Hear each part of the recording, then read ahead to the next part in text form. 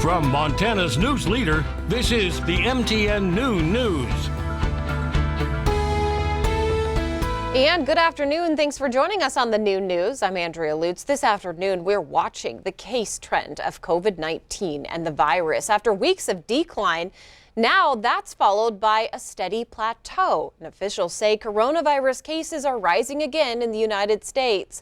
President Biden and CDC officials worry about another surge in cases, saying there's a 10% rise in coronavirus cases over the last week. The 7-day average is just under 60,000 cases per day. Biden called on governors, mayors, and other local leaders to maintain a mask mandate and social distance until more of the country is vaccinated. This month marked a one-year anniversary of Canada's decision to close the border to all but commercial traffic. Now, another one-month extension will take effect on the 21st, and leaders in Montana's border towns like Eureka are losing their patience. I understand it being two separate countries, but it's still almost one community. We had so much interaction between us and Grassmere, and Fernie is an hour away. But for us here and for those in Grassmere, it was easier to send their kids to Eureka to school than it was to send them an hour to Fernie. It's easier for them to come grocery shopping in our community than it is for them to drive an hour to Fernie or an hour to Cranbrook. And of course, Letcher and others in the northwest corridor of the state say that they're baffled federal officials are paying attention to the issues on the southern border without finding a solution to the shutdown with Canada. Later this year, the Blackfeet tribe may start offering COVID-19 vaccines to tourists coming to Glacier National Park. Currently, about 95% of the tribe members received that first shot. Tribal leaders say 75% of tribal members are fully vaccinated. And right now, there's only one active case of the virus on the reservation. That person is not even hospitalized. By the time middle May rolls around, we probably will be at 100% fully vaccinated. And so we're looking to the future of how we're going to test. We're going to keep testing. Maybe if tourists come in and we still have the vaccine and they haven't got theirs and they want one, that's a possibility. The reservation has been hit hard by the pandemic with almost 1,400 recorded cases and 47 deaths since March of 2020. This is why leaders are urging some caution. Rutgers University in New Jersey made headlines when they announced all students returning to campus must be vaccinated against COVID-19. Now, many are wondering if there should or could be a similar requirement for Montana colleges and universities. Both the state and the Montana University system have their own immunization requirements already. But officials say right now, conversations about potentially adding that COVID-19 vaccine to the list will have to wait.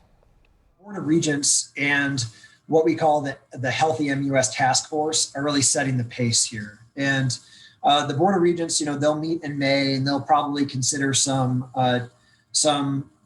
strategies for moving through the summer and getting back to normal in the fall. Nearly 182,000 Montanans are considered fully immunized against the COVID-19 virus. More than 458,000 total doses are administered. And across the United States, 29% of people have had at least one shot. All right, now let's look at something else. This in the Flathead as people there picking up from a massive windstorm that knocked out power to thousands. This happened over the weekend, and more than 20 Flathead Electric crews responded immediately to the reports of power outages during that windstorm. This was on Sunday.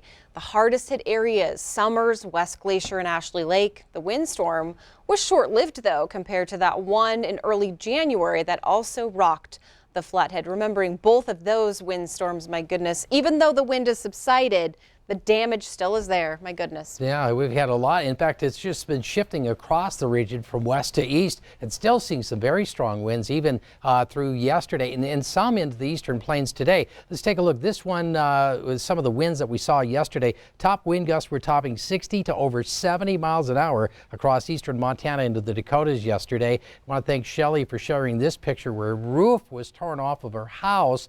And in fact, you got those security cameras out there. Here's Shelley just walking into the house.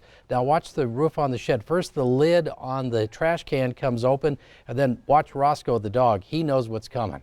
That's about as far as the video made it. We'll come back and take a look at what's happening with the forecast in just a few minutes. I almost didn't want that video to end, Ed. Wow. I'm glad that everyone is safe, though. All right, this afternoon, we're learning more details surrounding a Great Falls shooting that left one man dead. Shots were fired after a group attempted to break into an apartment building. Well, police say they found a man who was cooperating with a who also discharged the gun, I should say. One man died at the hospital and another male continues to receive treatment, we're told. Police say the shooting was done in a justifiable use of force. No charges are filed, and that case is still under investigation. Day 2 of the Derek Chauvin murder trial starts with prosecutors continuing to make their case. They say the cause of death was oxygen deprivation, and the defense team argued that George Floyd died from heart problems caused by drug use. A 911 dispatcher and a man who tried to intervene were among the first to testify. Chauvin faces second and third degree murder charges. Shipping has resumed through the Suez Canal, but the impact of the shutdown might be felt for months. 420 ships were delayed by that blockage, and experts say the canal delay means some ports will see a surge now in their arrivals, while others a slowdown. About 12% of the global trade passes through that canal. Lawmakers in the Montana House are set to debate a bill to decide how the state is going to spend billions of dollars in federal relief. The bill set aside 5 funding groups: education, health, infrastructure, internet access, and the economy. Each section will get hundreds of millions of dollars spread across the state, but the bill is not without controversy. Of course, some taking issue with a provision that would reduce the amount of grants to local governments. Cities and counties are being extorted to take off their regulations. And the problem that I see with this is that we're not done yet. I find it ironic that there could be local governments that are imposing strict COVID protocol, which hurts the economy, which hurts the people, and now we want more tax money to bail that out.